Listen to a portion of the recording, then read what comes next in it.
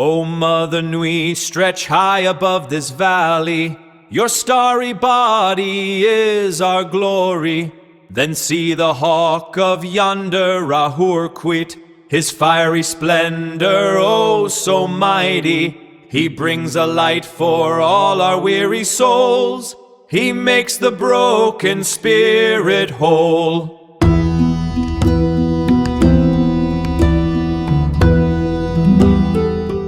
Picture this. It's the 1800s in Pennsylvania. A barn catches fire, and instead of, grabbing buckets of water, a local folk magician runs up and chucks a wooden disc straight into the flames. And he's fully expecting it to magically put the fire out, right? Exactly. And the spell carved into that disc, it was just 25 Latin letters arranged in a simple grid.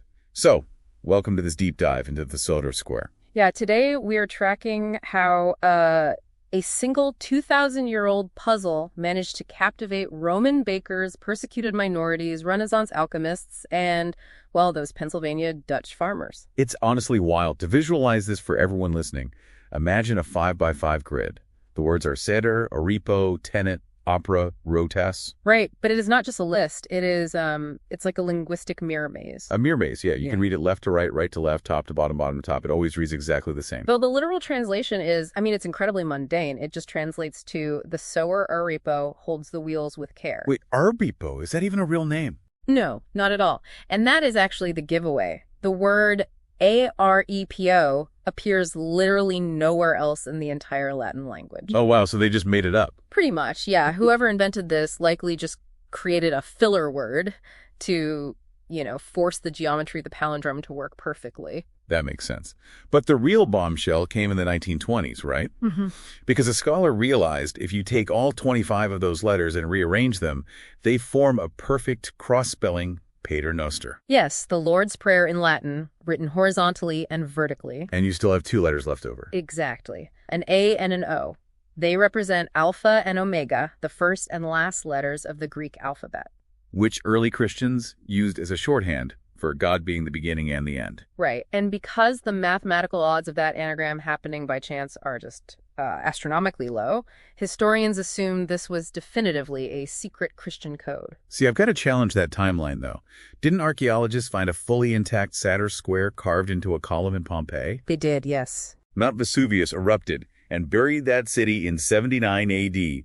Couldn't early Christians have just been living there before the eruption? Well, it is highly unlikely. The Pompeii square was actually carved before an earlier earthquake in 62 AD. Oh, that is way too early for a Latin Pater Noster cross to be standardized. Exactly. Modern scholars actually argue it might have started as a subversive Jewish cryptogram. Wait, really? How would that work? Well, Jews were facing severe Roman persecution at the time, so they couldn't openly display religious symbols. A clever, seemingly secular wordplay like the Sator square allowed the diaspora to secretly mark safe houses. Ah, so only an insider would know to look for the hidden anagrams. Precisely. Okay, so it starts as a covert symbol, but religious symbols lose their original context all the time. How did this specific square survive the fall of empires to end up in a Pennsylvania Dutch fire centuries later? It really all comes down to how human beings perceive symmetry. To the ancient and medieval mind, that flawless, unbreakable geometry couldn't just be a clever trick. It had to mean something more. Right, it had to be inherently supernatural. They genuinely believed that mathematical perfection could, trap evil spirits or avert disaster. Which totally explains using it as a magical fire extinguisher. And it wasn't just rural folk magic either, right? Yeah. High-level alchemists looked at this grid and saw a literal blueprint for spiritual evolution. They did. They actually mapped the 5 words to the physical elements. They read a whole progression into the words. Yes. You start with the word essoer, the sower, which they linked to the dark, earthly, decaying phase of life. Right, the beginning of the alchemical process. Exactly. Then you move sequentially through the grid until you reach Rotus at the end, the wheels, and that symbolizes the eternal divine movement of the heavens. And Renaissance occultists took that cosmic mapping even further. They paired the 4 corners of the square with the 4 fixed signs of the zodiac. The man, lion, bull, and eagle. Right. If you map it out, the central intersecting word of the square, tenet, acts as the absolute unchanging axis. Like the center of a wheel. Exactly. It becomes the anchor point around which the grand celestial wheels of the universe turn. It is basically humanity projecting its deepest desire for order onto a 5x5 grid. I mean, it was whatever we needed it to be. A secret handshake, a magical shield, a map to enlightenment. Because finding absolute balance and geometric order is just incredibly comforting, especially in a universe that usually feels entirely out of our control. I love that. Which leaves you, the listener, with one final thought to mull over.